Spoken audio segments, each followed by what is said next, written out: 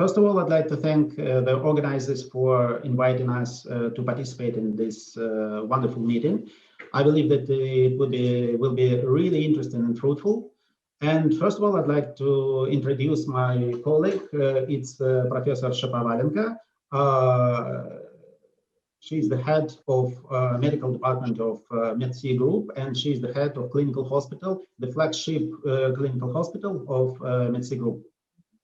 Good day, dear colleagues. I would like to introduce my colleague Kirill Zykov, professor, the Deputy Director of Pulmonology, National Russian Institute, and my colleague, chef of the Department of Intensive Therapy, Armen Oganisyan, and Sergey Kolesnikov, professor of Russian Academy of Science. Well, and I believe that our schedule is really tense now, and I suppose that it's necessary to go well to our schedule. And first of all, it's my pleasure to introduce you Academician Kolesnikov. He's professor and academician of Russian Academy of Sciences, and he will deliver the data about Russian vaccines, Russian epidemiological situation with COVID-19. I believe it would be really interesting for all of you. Sergey Ivanovich, well, it's your call. And if you see the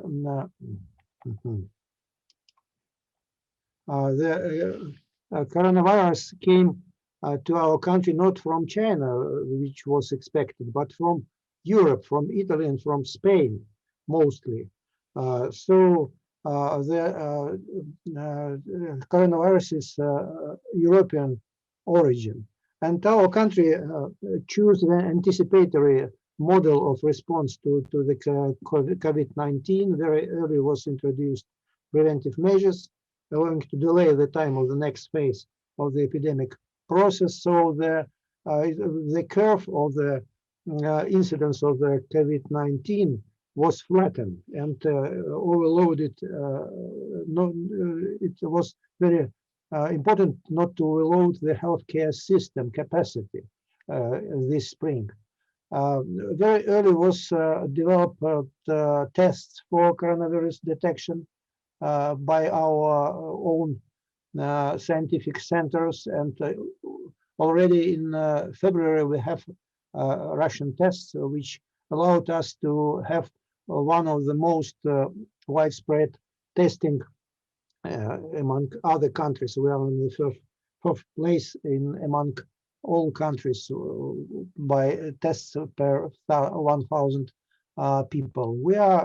It's a pity, but we are on the 5th place by registered cases of COVID-19, but not so bad with registered deaths. We have now 33,000 deaths. It's 51 place in all list of all countries, of world countries. So it's not so bad.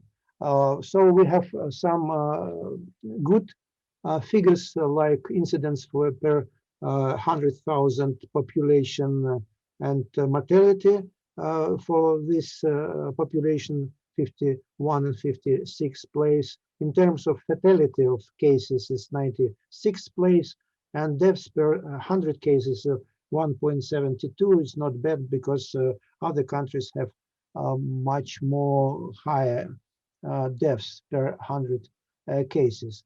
We are now facing the second or seasonal wave of the elevating of the COVID cases and mortality. It's very bad that mortality is twice more high than in spring. It was not expected, but it's now a fact, and I think it's because of the overloading of the health system. We had very optimistic figures in spring. If you see the spring data, we have 5 times less fatality in our country, but now it's nearly the same like in other European countries, because the testing in Europe have been elevating 5 times. So it's because of the different relative figures. And what about herd immunity? Calculations of some specialists said that herd immunity will be sufficient if it will exceed 60% for SARS-CoV-2. So in our country, in different regions, 26 subjects was surveyed, and from 6 to 50% immunity by serological test by antibody was revealed. It's comparable to European figures, but the main, the biggest immunity, herd immunity, is in school children and preschoolers, which achieved figures about 70, and of course, highest level was found in health and school workers, up to 50% of them had antibodies. The rate of herd immunity was higher, of course, in big cities. But we are not testing T lymphocytes reaction for SARS-CoV-2, and some data is evident that this immunity is very important, and only testing for antibodies is not sufficient. So I hope in the near future we'll do this very important task. Mutation of coronavirus is evident too, and in Europe it was 3 genetic clades of coronavirus, and it's very important for the developers of vaccines and antibody-based therapeutics, because if it is mutated, if virus is mutated, it's very difficult to have the very stable vaccine. In Siberia, in our countries, formatting the special mutation variant of coronavirus, so it's will it be mild or more severe than other, but still there are no strains from China is circulating in Siberia or Russia as a whole. So the situation with coronavirus infection in Russia is not so good, because about 1 million people are under medical supervision and 25 are in hospitals.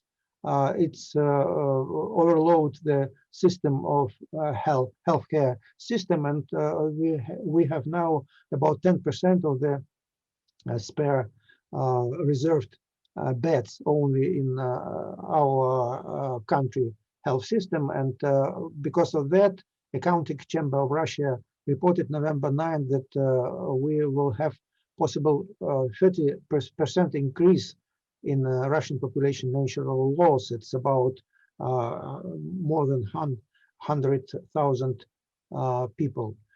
In most megacities, people are not, because of that figures, are not very glad about the measures which they took authorities, and residents of these megacities have assessed that the Russian government must fight COVID-19 more efficient. What about vaccines? Is it a light in the end of tunnel, or it's a very profitable business? I think so, both, because if you see the shares market after the announcement of successful trials of Pfizer vaccine, it's elevated significantly, and Pfizer actions shares elevated for 15%, but at the same time, 10 big manufacturers of the tests, COVID tests, fell for $38 billion. Very interesting figures are that ordering for vaccines is much more than it's needed for some countries. For example, Canada even ordered 9 doses of vaccines per person, and the COVAX, which is World Health organization representative in this sphere is worrying that it will be few vaccines for the developing countries which cannot buy it and we need support. Landscape of the COVID-19 vaccine development is very wide. More than 200 vaccines are under development now, very different types, and most of the types, most known types are live attenuated, inactivated, subunit, and DNA, RNA vaccines. Most of the vaccines now are developing by the synthetic peptides, whole inactivated virus, recombinant viral vector vaccines, and DNA RNA vaccines. So there are a list of the most advanced trials vaccines. Among them, there are 3 Russian vaccines. First registered in the world and by our ministry is Sputnik V Gamaleya Institute vaccine, which based on 2 human adenovirus vectors. Another vaccine is peptide of S protein adjuvant vaccine, Vector State Scientific Center, and inactivated whole vaccine inactivated SARS-CoV-2 is from Chumakov Scientific Center. These centers are very famous because Gamaleya Scientific Center is the oldest center, biology scientific institute in Russia for more than a century is existing, and effectivity of this vaccine, Sputnik V, exceeds 90%, as reported by Ministry of Health.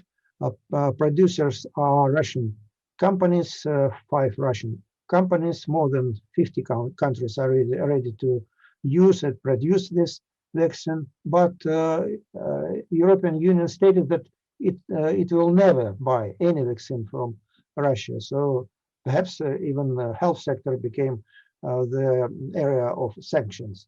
Another subunit peptide adjuvant vaccine also have been produced now, and the third vaccine is not registered till now, but will register, I hope, in December. This center, Chumakov Center, is also very famous because it first developed the polio vaccine in the 50s with United States scientists Salk and Sabin, and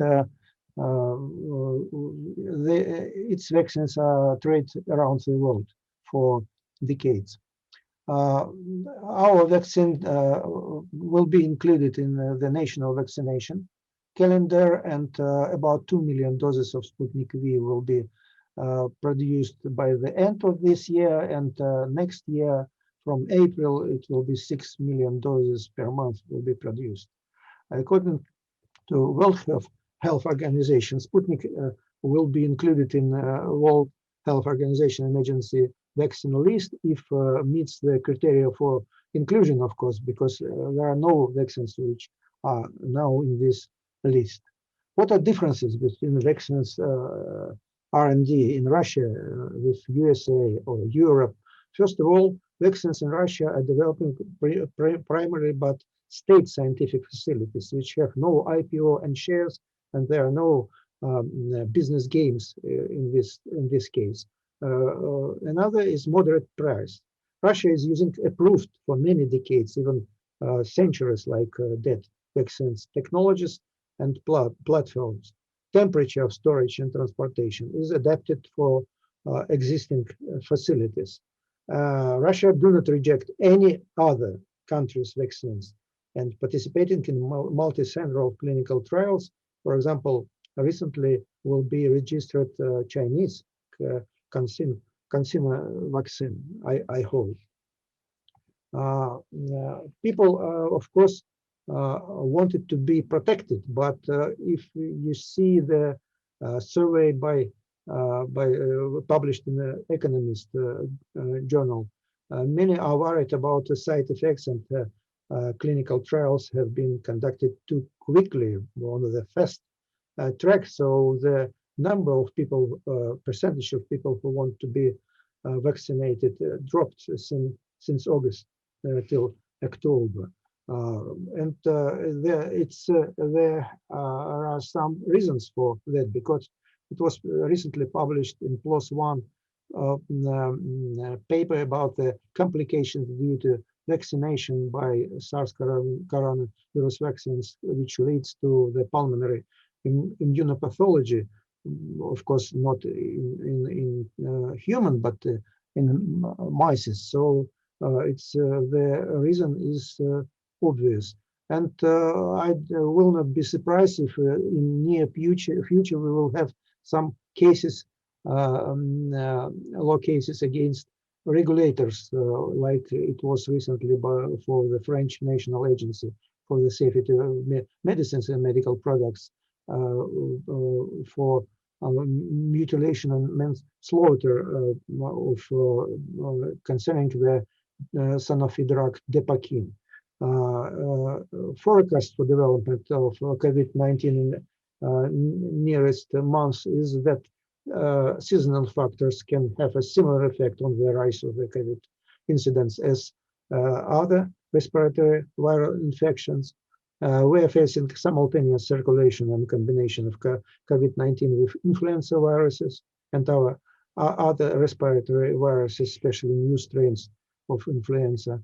We have remained questions till now. It's not everything is clear.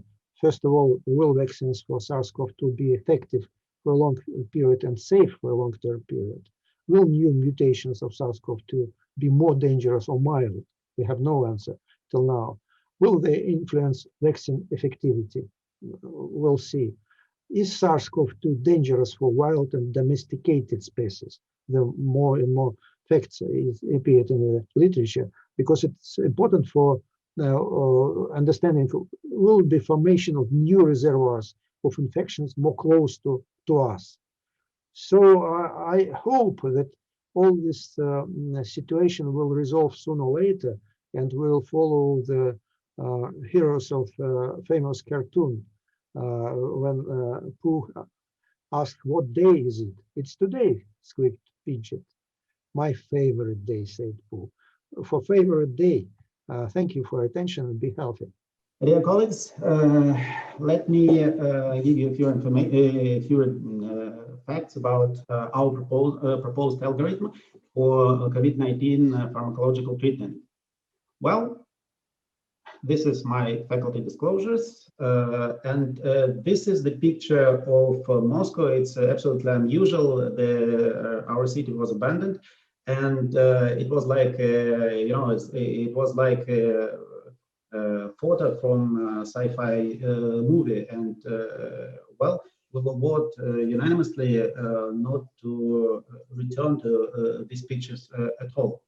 And to treat the patients with COVID-19, and Sergei Kolesnikov showed us really wonderful that it's a really huge problem just now for our society. And we have our Russian guidelines, and the number of the authors increases in these guidelines as the page number. And just now, more than 100 authors wrote latest version of our interim Russian guidelines, and page number is more than 200. So it's very comprehensive document, but unfortunately it's not too easy for practical doctor to read through this really large document. And what are the main positions of treatment of COVID-19 in our country? Main components on pharmacological treatment in these guidelines. First of all, it's interferon alpha, arbidol, or umifenavir. It's a systemic title of this drug. These drugs, well, have not so huge proofs of efficacy, unfortunately, and they are suitable just for mild forms of COVID-19. Speaking about hydroxychloroquine, it's a very famous drug. Also, it's used until now in our country. Anti-SARS-CoV-2 drugs, favipiravir, remdesivir. Well, anti-inflammatory action with inhibitors of Jackinases, and well, some drugs that are influencing the interleukin-6 system, interleukin-6 receptor, or interleukin-6 itself. Systemic steroids also, and well, one of the most important parts of our treatment protocols is anticoagulation therapy. Well, but anyway, during a few last months, it was published, well, really disappointing results about hydroxychloroquine. You can see during the observational study of hydroxychloroquine in hospitalized patients with COVID-19, there was no any effect of hydroxychloroquine of clinical significant outcomes. And unfortunately, also it was failed during the randomized trial of hydroxychloroquine as post-exposure prophylaxis for COVID-19. Unfortunately, during 5th, 10th, or 14th day, there was no any difference between a number of new COVID-19 cases between hydroxychloroquine and placebo group. So unfortunately, just now it's possible to conclude that hydroxychloroquine is not effective for treatment of SARS-CoV-2 infection. Speaking about favipiravir and remdesivir, just now both of these drugs are on our market, and we know that favipiravir is a drug which has a similar mechanism of action to remdesivir, but it's orally administered. So on one hand, it's better for our patients, but unfortunately, it's necessary to increase the dosage of favipiravir. It's necessary to be not less than 40 milligrams per kilogram. So it's really a big dose, and it's necessary to keep in mind the possible side effects. And unfortunately, this agent is good considering the mild or moderate cases, unfortunately. Speaking about systemic drugs, systemic steroids, well, it was really well, big wave of emotions about the dexamethasone in hospitalized patients for COVID-19 that was published in New England Journal of Medicine recently. But it's necessary to stress that it was really good only for patients on invasive mechanical ventilation. You can see that the reduction was of mortality was up to 36%. But speaking about the patients that were not oxygen dependent, unfortunately, the administration of dexamethasone can be really harmful. 19% worse than usual care, what the administration of dexamethasone. So it's necessary to be very careful with this drug and to administer these systemic steroids only for really severe patients, at least oxygen dependent. Speaking about tocilizumab, we know that the blockade of interleukin-6 is one of the mainstreams of the treatment of COVID-19, but unfortunately, the data of Cavacta study that was published in the English Journal of Medicine also unfortunately failed to show the efficacy of tocilizumab in patients hospitalized with COVID-19 in terms of mechanical ventilation on death or cessation of oxygen therapy. So it was also a great disappointment. And it was necessary for us to decide which algorithm to choose to treat our own patients. And the most important principle of COVID-19 therapy is really old. First, do not harm, do not make an experiments on our patients, and that's why we've chosen as atotropic treatment Triazalerin. What is it? It's antiviral drug. It was repurposing from influenza treatment. The aim of this drug is similar as for favipiravir and remdesivir, but it's possible to administer it in therapeutic, usual therapeutic doses. Unfortunately, it's not enough proofs of high efficacy of this drug. Only one paper from China, and unfortunately they failed to show the adequate statistical power for this drug. Unfortunately, they have no enough patients to enroll in this study.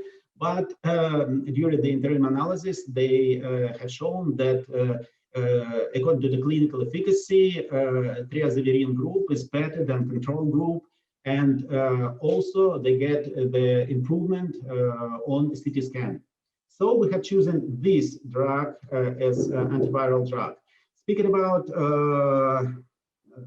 pathogenic drug, pathogenetic drug, and also atotropic drug, we have chosen also the Claritamycin, not azithromycin, but Claritamycin. Why have we chosen this drug?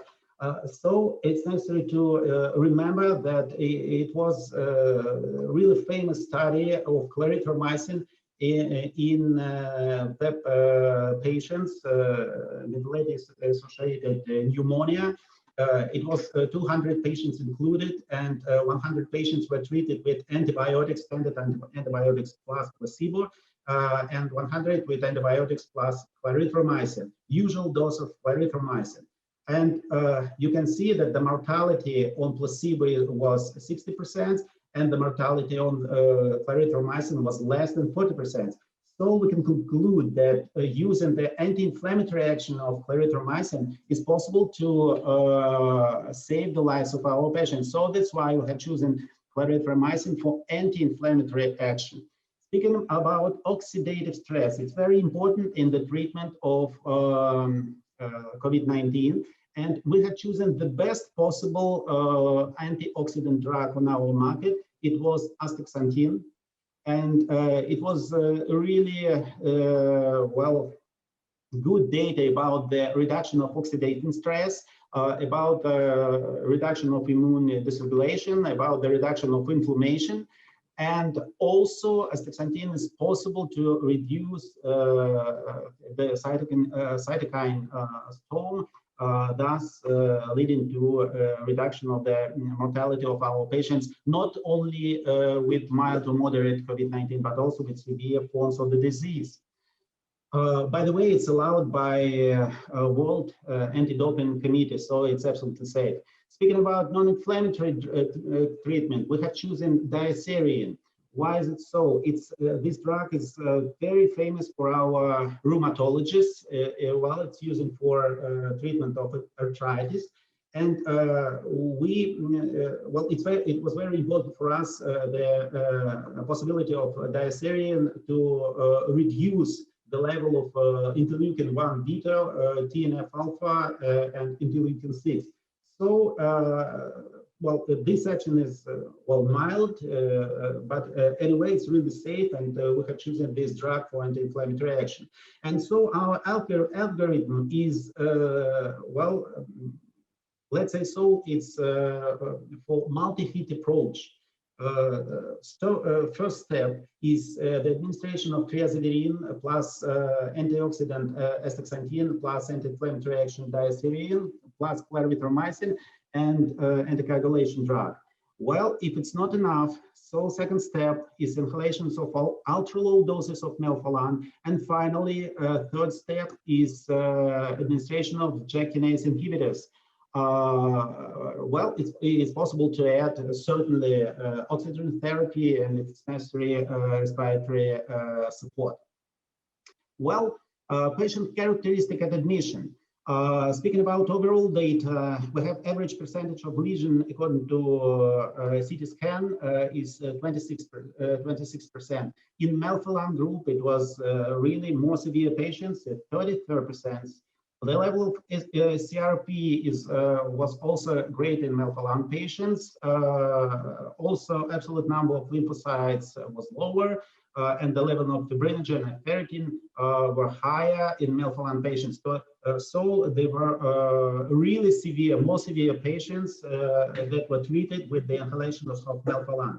What's melphalan? It's alkylating drug, and we know that it's very famous for oncologists. And the lowest dose clinically applied was just 2 milligrams per day. And we know that using high doses, high concentrations of alkylating drugs, we just kill the cells. Using very low doses, ultra low doses, 100-fold lower than cytotoxic ones, we are using its immunomodulating effect. So we don't kill the cells, and in opposite, we are increasing the proliferation of the lymphocytes. It was clearly shown in work of our team before. And we know the main molecular targets for ultra low concentrations that were proven before. So it is one of the FAS receptor, it track chain of TNF receptor, and it is the heavy chain, beta chain of interleukin-2 receptor. It was proven before.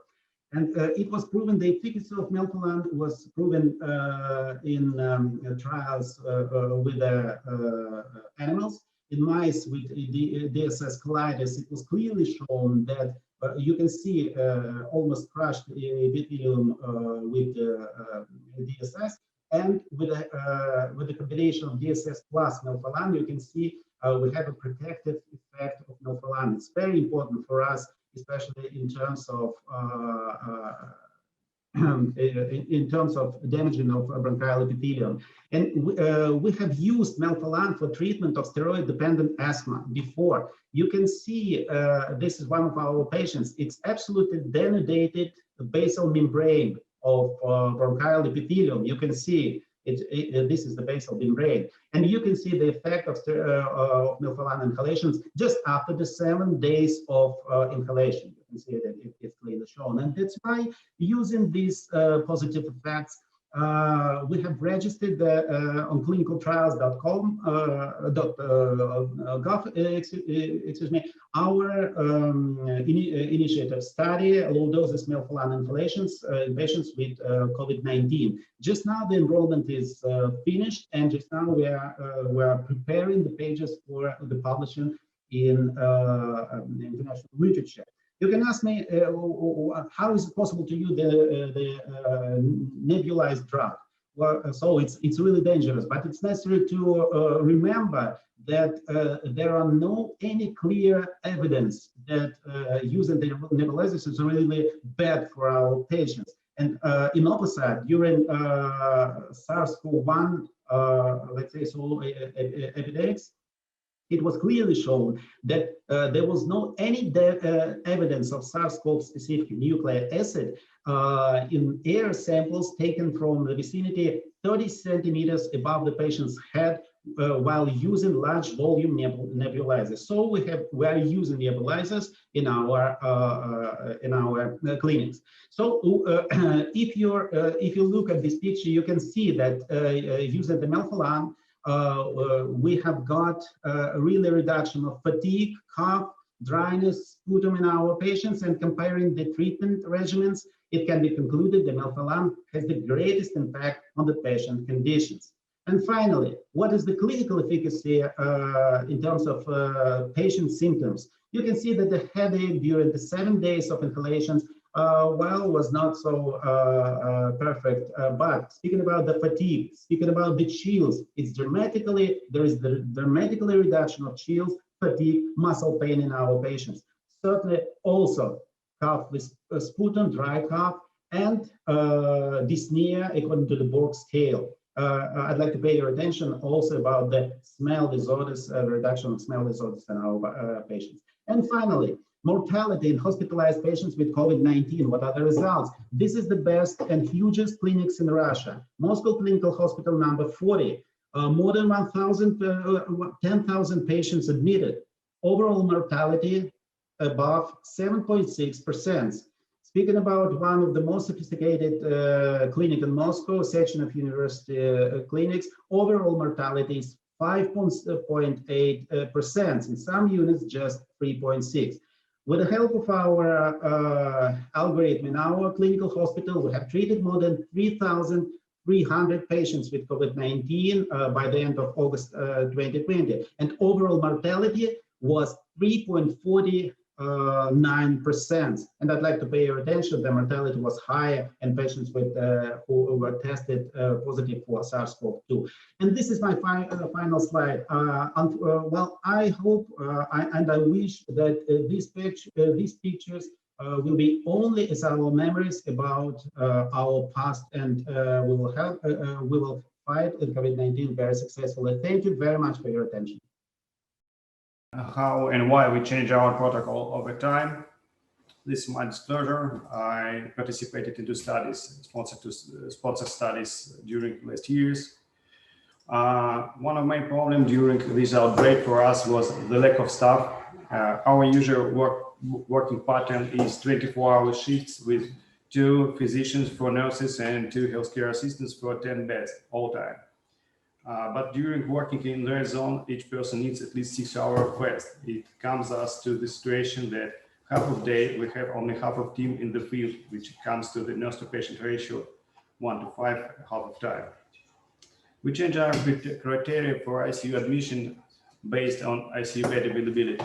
Initially, we wanted to admit to our ICU all patients with saturation less than 92 on usual oxygen flow, but in few first weeks, we understand that if we follow that protocol, we will run out in our ICU beds after first 100 patients. So we switched to the higher threshold for ICU admission and SpO2 to 90 on 10 liters per minute and required 30 minutes trial in prone position and measuring in that position.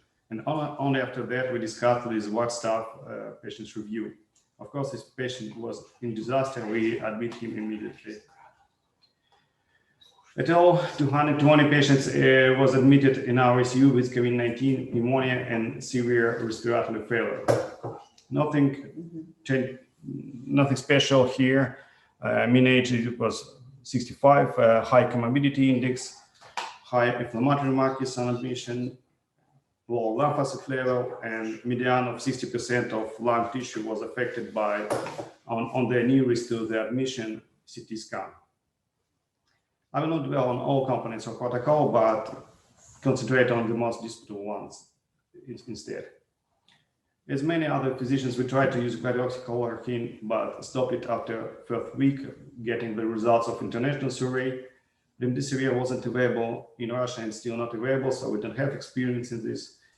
We don't initiate Jackinase inhibitors and melphalan in our ward, in our ICU, but let our pulmonologists to continue their study if patient was already enrolled. As many other hospitals, we tried to use monoclonal antibodies initially on the high dose, which was recommended 4 to 8 milligrams per kilo for tocilizumab. Then, after a few months getting questionable effectiveness and higher infection rate, we switched to the lower dose. And when we assess our results, we found that there's no effectiveness of monoclonal antibodies, at least in our cohort. Intubation rate was even a little bit higher, but probably it was more sick patients. No difference in ventilation days on ventilator, no difference in survival, and little tendency to the higher infection rate.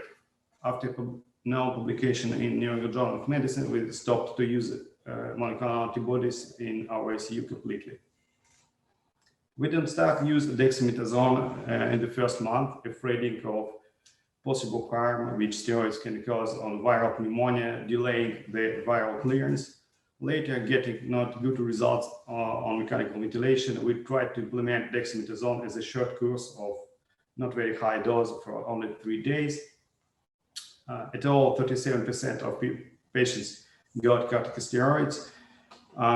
Assessing our result, we have to say that we don't have significant difference in mortality, and even we don't get any benefits in mechanically ventilated patients. Surprisingly, ventilation survivors, the length of ventilation was even higher. After publication of recovery trial, we switched to the smaller doses for a longer period of time, but still we don't start steroids first 10 days after getting sick, afraid of prolonged viral clearance. Next intervention, and probably the most questionable one, is using of non-invasive ventilation to escape mechanical ventilation. We tried to use it as substitute for mechanical ventilation, use it only in 10% of people.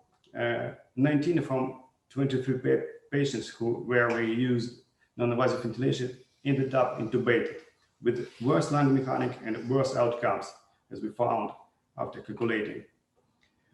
Even if we add 4 patients who escaped mechanical ventilation, mortality after using non-invasive ventilation is still higher, but not significantly. So now we switch to another point of our protocol. We use, of course, non-invasive ventilation if the patient has another indication where non-invasive ventilation proved their effectiveness, like COPD, and if assuming that that component take part in respiratory failure. And sometimes we use it in patients with moderate ARDS as additional treatment method, just to give patients few minutes, few hours rest. But one is certain now, that if patients need non-invasive ventilation whole day, he can't get his CPAP mask, he don't let you to withdraw CPAP mask, he should be probably intubated. Regarding indications for intubation, we also try many months. We try to make it as late as possible, trying to use high flow oxygen therapy up to 100%, to making non-invasive triable for intubation and intubate them, or if they had clinical signs of exhaustion or prolonged hypoxemia. It certainly was too late, as we decide now. 60% of our patients require intubation, and as I said, we have very high result for ICU admission, and maybe because half of patients were intubated during first 24 hours after admission. Now we switch to lower result for intubation. If patients on high flow oxygen requires close to 100% of oxygen, and it didn't change after 1-2 days of active therapy, and even if patients a little bit became a little bit worse, we reconsider intubation. If patients require non-invasive ventilation with oxygen more than 70%, we probably have to think again. Maybe he should be intubated. I explain why at this point. If you apply to a patient PEEP5, FiO2 70, and reach only target SpO2 of 88, 90, probably you have already PF 100, and this means that is severe ARDS.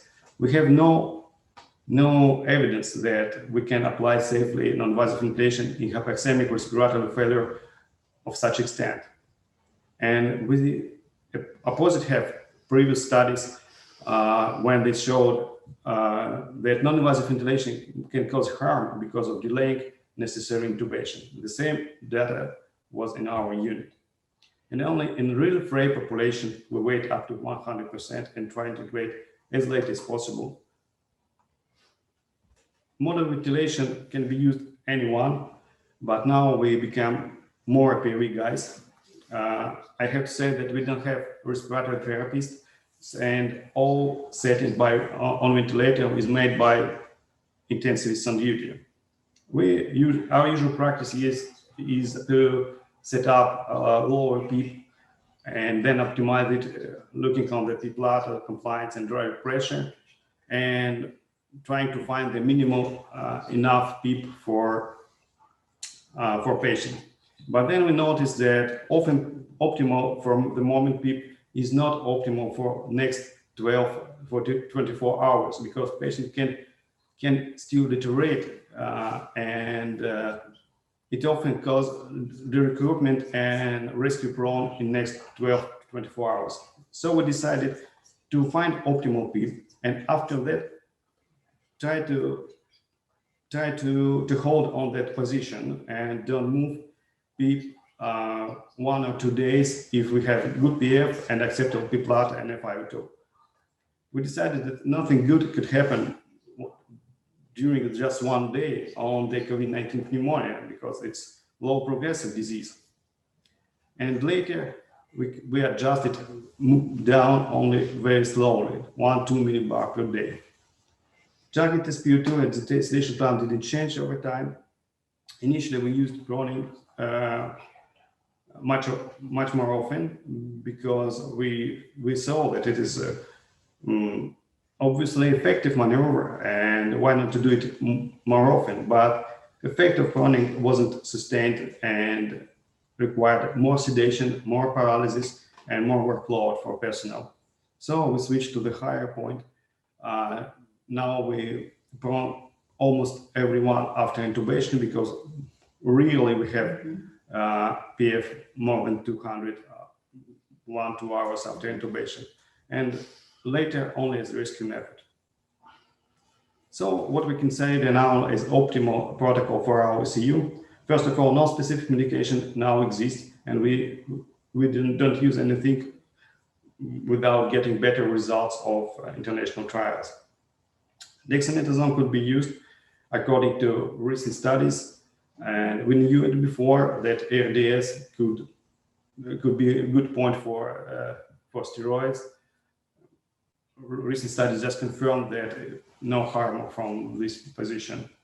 Non-invasive ventilation is good mode, but not for severe ARDS, not for severe hypoxemic respiratory failure, probably. We have to stop in time using it. High flow, the same. Excellent method to deliver oxygen, but not 100% for a week, for example. I discussed in detail our indications for intubation, our ventilatory settings. Didn't have time to discuss in detail antibiotics and other components of protocol. Just say that we try not to start antibiotics early, but have a lot of results if patients on mechanical ventilation deteriorate, because the most of people died from bacterial infection. We use anticoagulation in the medium doses, and now we have almost the same rate of bleeding and thrombotic complication. I still don't know which side we should move. Maybe routine anti-10 factor control helps us. And tracheostomy, we make decision about tracheostomy after 24 hours of stable oxygenation in supine position. Usually it's 5 to 10 days. What we've got, total ICU mortality 41%, with range between 10 to almost 60 in different age groups. Mortality on ventilator overall are 61, with a difference between 22, which is usual for us for viral pneumonia, to devastating almost 80 for older than 65. But this numbers means nothing, because now we can see that in publications we can see even almost 0% of mortality in mechanical ventilation. Previously, we all admit almost the same patients, and indications for ventilation was almost the same. But now we changed completely. And looking on their publications, when you see mortality on mechanical ventilation less than 20%, we should not be frustrated. We just need more details, because probably they intubated the lighter patients. So what I wanted to say that we all trained for treating of respiratory failure, and was quite successful in it so far. So we should little bit return backwards to our usual practice, and maybe we've got the usual for us mortality on mechanical ventilation and VCU mortality. Thank you very much. Sorry that my speech wasn't so scientific. I just tried to knock out many links on known and important publications. And if possible, may I ask Professor Kolesnikov, well, what do you think? What's your gut feeling about the efficacy of so many vaccines all over the world? Will it be effective? And if it will be so, what will be the effectiveness of this vaccination? You see, I have no data about T-cell immunity after the vaccination, and my estimation that now in population is forming the herd immunity about the 35 to 40%. Due to T-cell immunity, it's about 20%, and about 20-25% it's antibody immunity. So it's a double defense from coronavirus. And another problem that in some countries the level of the COVID-19 and TB, tuberculosis, is controversial. The more tuberculosis, less fatality and less incidence of COVID-19. It's truth for India, for our country, for some other countries with high incidence of TB, and in countries where low incidence of TB, the level of the COVID-19 fatality and the cases are higher. So it's not because of the vaccinations again TB, because it's the unspecific immunity which have such subjects for the viral infection. So let's see. Now it's a concurrence of different companies to declare, to announce that they have best vaccine in the world. 90%, 92, 94, 95, 110% effectivity of the vaccine. It's more marketing. It's not a real figures now. It's received only on the very small amount of patients, from 20 to 90 patients, and minimal level is 100 and above. So let's see. And 6 months is needed to estimate what are the long-term vaccination effects, not only the antibody and T-cell immunity, but what is a long delayed complications of vaccination. We have no data about delayed complications. Perhaps it will be the main reason to vaccinate yourself or not. So I hope it will be effective, because I am in favor of vaccination. I vaccinated from influenza, from pneumococcus infection. So it's I'm in favor. So we must protect ourselves, but by very safe and verifiable vaccines. Thank you very much. And I have one quick question for Dr. Oganessian. I mean, will you tell us, the main reason of the death of our patients in ICU is sepsis and with polyresistant bacteria. What do you think about the role of excessive treatment with antibiotics on pre-ICU level in this picture?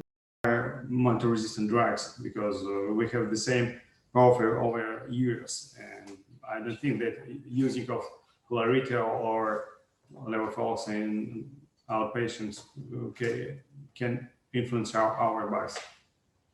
I don't see this as a big problem.